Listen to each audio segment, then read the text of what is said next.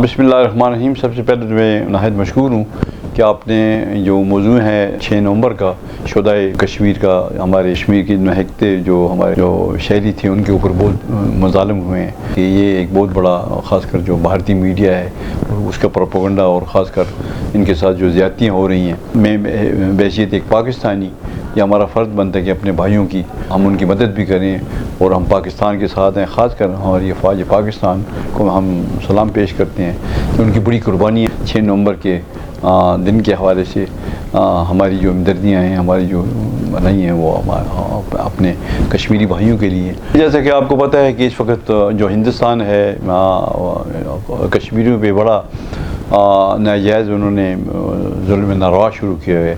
औरतों को, बच्चों को शहीद किया जा रहा है। हमारा हमेशा जो अक़वाम मुत्तहिदा है जहाँ हमारी करारदादें भी पास होती हैं, हमने वहाँ पे भी आवाज़ उठाई है कि भाई खुदा रहा मोदी सरकार जो है उनको इस चीज़ से आप उनको बताएं कि ये जो जुल्म है ये इनके ख़िलाफ़, कश्मीरियों के ख़िलाफ़, इस पर अपना एक इमदर्दाना गौर भी किया जाए।